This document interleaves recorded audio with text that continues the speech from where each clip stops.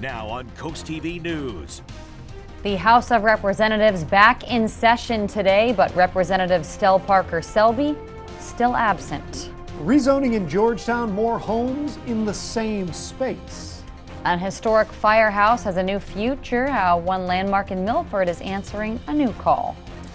We have a wind advisory in effect for this evening with more blustery conditions expected for tomorrow as well. This is CoastTV News at 5. The chair for Representative Stell Parker Selby, empty last week, last month, and empty again today. Good evening. I'm Madeline Overturf. And I'm Charlie Sakaitis. Welcome to our News at 5. We begin tonight with an update on Representative Stell Parker Selby. Today begins the final week of the legislative session for the month of April before spring recess begins. Parker Selby was not there. She has missed the entire session and all 141 votes. Here's a shot of the House chamber at work today, and you can see circled that is where Parker Selby would be sitting if she was present. Representative Stell Parker Selby was sworn in on Monday, March 24th, but has not been physically present in the state legislature. All this after an unspecified medical event this winter. Coast TV News reporter Zakia Jennings is live in Dover. And Zakia, you went to Legislative Hall this week to get those answers. Maddie, Coast TV is committed to coming up here and asking the questions that many people in the 20th District have asked us. New tonight, a communications employee with the House Democrats says to her understanding, Representative Parker Selby is at home and responding to constituent emails. Constituents we spoke with say they've reached out, they've called, they've emailed, they have not heard back. House Republicans say they don't know anything new. One thing is for sure, the session is about halfway over, and District 20's representative has not been here one day. We'll continue to come here and press for answers. Live in Dover, Zakia Jennings, Coast TV News. Some background on the absence of Stell Parker Selby, who is the woman in red in the photo you're going to see here in a second, in a wheelchair. In November 2024, Parker Selby was re-elected to the House for a second term. Parker Selby sent a letter in January stating she would not be present at Legislative Hall for the month due to a medical event. Over 2 months later, it was the Delaware Republican Party who wrote an open letter questioning her absence. On Monday, March 24th, the chair of the Sussex County Democratic Committee told Coast TV he invited the House leadership to speak after seeing Coast TV's coverage of her absence. On that day, we also learned Parker Selby was sworn in from home, not at Legislative Hall. She has not returned. We do not know what the medical event is, but we do know she's in a wheelchair, as you see pictured. She was not previously. The woman who ran against Stell Parker Selby in 2024, Nikki Miller, is running again. In 2024, Miller ran as a Republican to represent District 20, the former Cape Henlopen principal losing by just 245 votes. And according to her official Facebook page, she recently kicked off her campaign for the 2026 race for that same seat, a seat that has yet to see Representative Stell Parker Selby. And some background on District 20. For those who aren't aware, here's what it covers. Practically all of Milton, parts of Lewis, Harbison, and Georgetown. And according to the Delaware Republican Party, there are 23,201 registered voters in District 20. All of this brings us to our Coast TV poll. We want to know what matters most in a local representative. Let's take a look at the results so far. Take a look at your screen, and 58% say voting record, 28% say accessibility, 10% say transparency, and 4% say community presence. If you haven't voted yet, or if you want to leave a comment, remember you can do that. Go to coasttv.com or use the Coast TV mobile app. Development on Delmarva, this time in Georgetown, where one group wants to see a plot of land rezoned so that more homes can fit in existing area. Grayway Developers LLC says if this land on your screen is rezoned, it would go from 16 plots to 78 plots, which would be used for single-family homes. They also claim that would make the properties more affordable. One person Coast TV News spoke with says even though the town is crowded, more housing is needed. it would be a good way to go because we have a lot of people here and we definitely need more housing for ones that can't afford the more expensive ones that are coming up now. The ordinance is open for public comment until the next town council meeting. The second reading and potential adoption, that is scheduled for April 28th. Delaware continues to make progress towards cleaner air, according to a new DENREC report. The agency released its annual air quality, which included data from 2023. The report said even though there was pollution caused by wildfire smoke, do you remember that? The state recorded 353 days of good or moderate air quality. DENREC says all 3 Delaware counties currently meet federal air quality standards. And we do have that full report for you to review right now on CoastTV.com. And now let's take a live look into the Laurel area as we get ready to check in with our First Alert Chief Meteorologist, Paul Williams. Paul, I see some big puffy white clouds in the sky there. They're decorative for the most part, but they're actually the leftover from what happened from earlier this morning where we had widespread scattered showers that kind of hit here and there and were really kind of varied in variety. The big story has been really the winds kicking in for us. Now, the winds right now in Ocean City coming out of the west at about 14 miles per hour, and we're expecting for breezy conditions to continue for tonight at 55 degrees. Now, overall, we're at a high of 65 degrees today in Georgetown as well as Ocean City, but this has been the big deal. The front is pushed through, and that has reinforced the concern for breezy conditions. In fact, we actually have right now gale wind warning in Slaughter Beach, Broadkill Beach, as well as Lewis. That also applies to Rehoboth Beach down towards Ocean View and Fenwick Island. So we're watching out for about 40-mile-per-hour wind gusts for the beach area and then out towards the water. But in addition to that, to the inland areas, we're concerned about 25 to 30-mile-per-hour wind gusts. The last remnants of the rain is actually pulled out of the way, and we have a reinforcing trough that's behind it that will begin to sweep through pretty steadily. And so we're going to stay breezy at the very least, Maddie. Now, coming up, we're going to be we've been tracking just how breezy and windy it's been throughout several areas. We'll pinpoint where we've had the most impressive wind gusts and why tomorrow might be a repeat or a little bit worse than today. Paul, thank you. Milford's historic firehouse will soon be a new place to call home. The building on North Church Street has served many purposes over the years, but it's been empty for about 10. Soon it will be 15 workforce apartments. That means rent is income-based and only available to qualified applicants. Manager of the project, Dan Bond, says revitalizing this is an important part of Milford's history. The building is structurally in very good shape. So it'd be a shame to tear it down. In fact, it'd be very expensive to tear it down. And according to Bond, there will be 15 parking spots, a mix of 1- and 2-bedroom apartments, and all of it will be wheelchair accessible. Happening now, DelDOT is hosting a public meeting to gather input on planned upgrades to Plantation Road. The project is still in early design, but plans include roundabouts, turn lanes, curbs, and bike and walking paths. The community can share their thoughts until 7 p.m. at Beacon Middle School. To Rehoboth Beach crews in the final stretch of construction of the new Beach Patrol headquarters. In an update today, the city says the contractor is working to complete it over the next 35 days. Officials say some of the last steps include siding, landscaping, sidewalks there, tilling and drywall on the to-do list inside.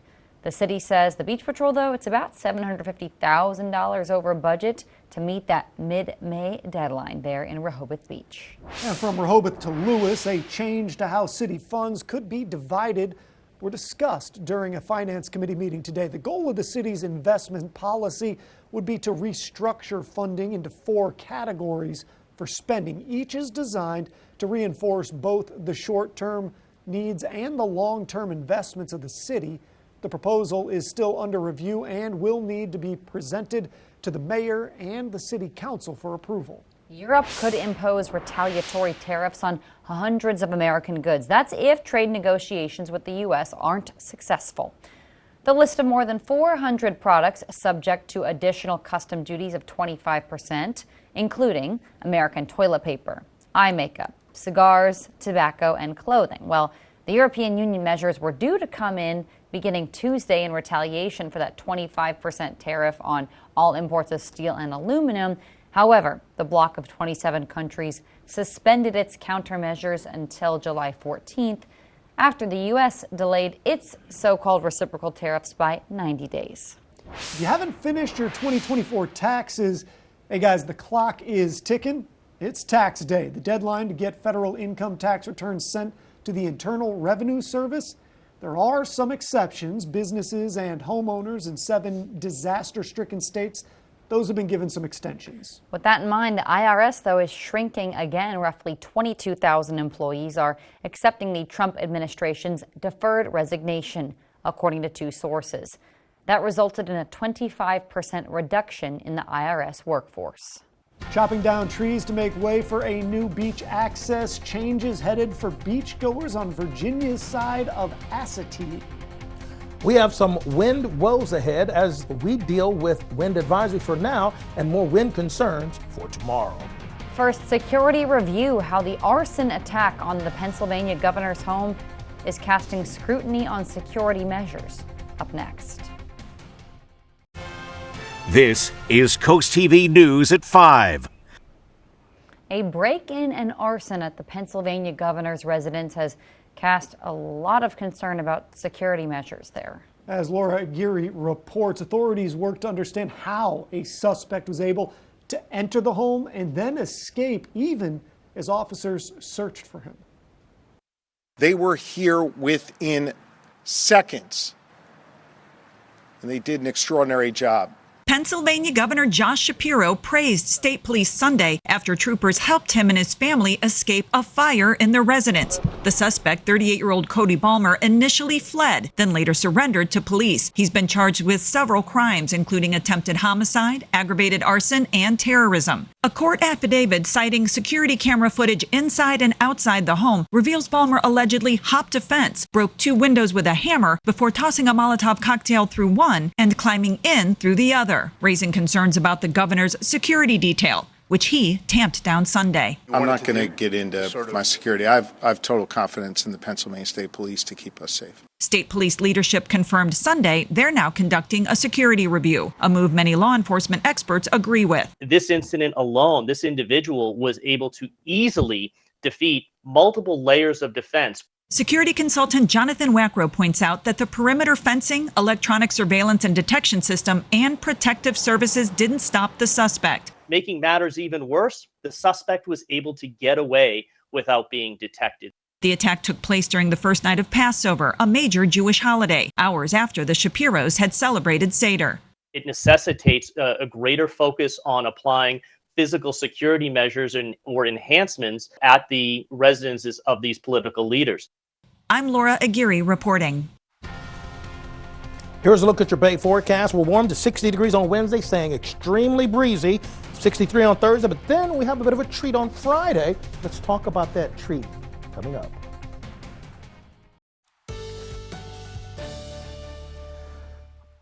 To be quite honest, it's really the winds for the next. In fact, you know what? Look at that. You see that right there? That's moving right there. And it has to be so windy for the wind to move something that's circular and that small as far as volume is concerned. I'm sorry, I'm nerding out on you, aren't I? Let me stop myself. It's very breezy for today. It will be breezy going into tomorrow, and we're looking for the breeze to continue to be a concern for us. Now, we're looking at the skies clearing out for us as far as the rest of the night is concerned, and 55 degrees by the 9 o'clock hour.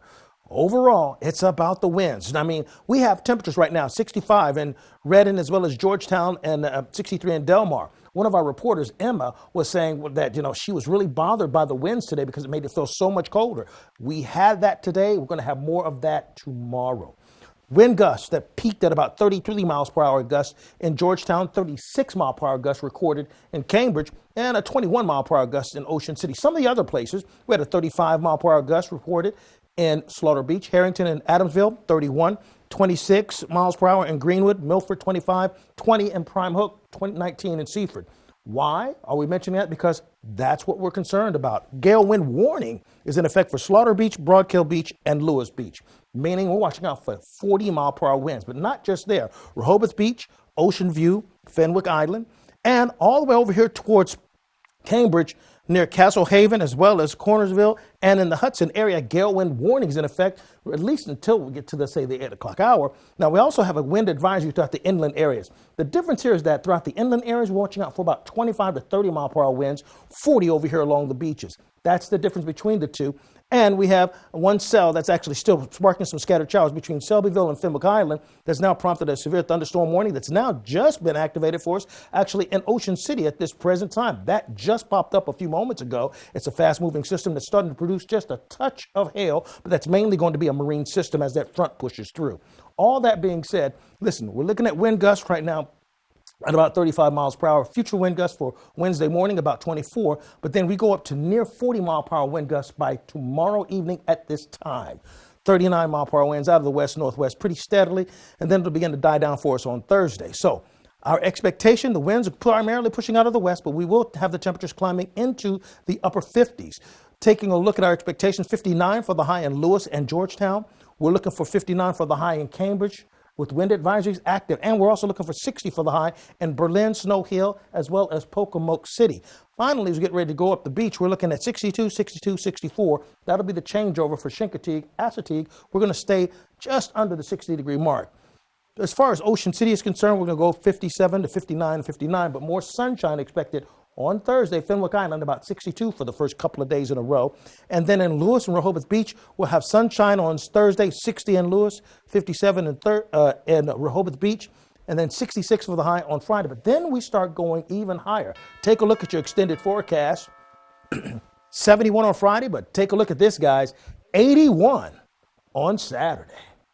I love that. Thank you, Paul.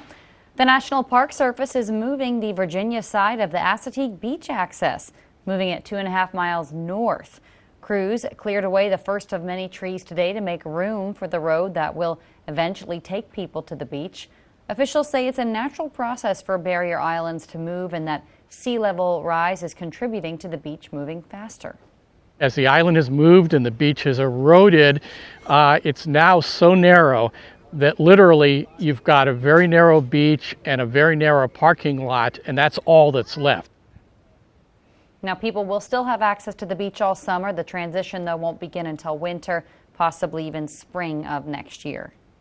A quick traffic alert in Georgetown. Right now, there's an emergency road closure of Cokesbury Road between Seashore Highway and Hastings Farm Road.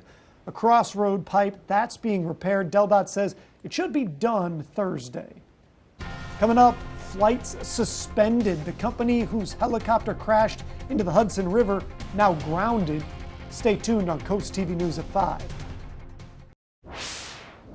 New tonight, multiple firings and a grounding from the FAA for the company that operated the ill-fated helicopter that crashed into the Hudson. Now follow me on this one. The FAA suspended New York helicopter air carrier certificate in an emergency order. Here's why. The FAA chose to do that because they said an employee who voluntarily agreed to stop the flights was fired by the company. The FAA says that immediate firing raises safety concerns because it appears the CEO retaliated against the employee for making a safety decision. 6 people were killed in that crash. Hertz is telling customers it experienced a data breach of customer personal information after a hack in its supply chain late last year. The car rental company says that the stolen information may include names, credit card and driver's license numbers, and possibly social security and passport numbers. Hertz says the breach was against one of its vendors' software firm, CeeLo Communications. Let's take a live look outside into Ocean City. One more check on our forecast right after this. Easter is Sunday, and you can start it with meaningful music and conversation if you celebrate with our Sunrise Sermons 2025. Services begin at 7 on Coast Country, 9:30 on the Delmarva Sports Network, and 10:30 on Coast TV. We picked up on outside, and we picked up on a severe thunderstorm warning that was just issued at about 5:19, and so we can see this actually. And as we get a little bit closer, you can see that the areas that are affected is just coming out of Ocean City. We now have a hailstorm that's pushing out of Fenwick Island and making its way offshore pretty quickly. It's moving rapidly at about 35 to 40 miles per hour, producing 60 mile per hour gusts, and it is producing some small hail from this storm, but it is pushing off the water rather quickly and rapidly. But we wanted to kind of highlight what was going on with that. And of course, we have active wind advisories throughout inland areas. Finally, here's a look at your exclusive 10-day forecast. Thank you, Paul, and thanks for joining us here for Coast TV News at 5. For more news, more local weather, download our Coast TV News app. Inside Edition is up next. And we're going to see you later tonight for Coast TV News at 6. Have a great evening.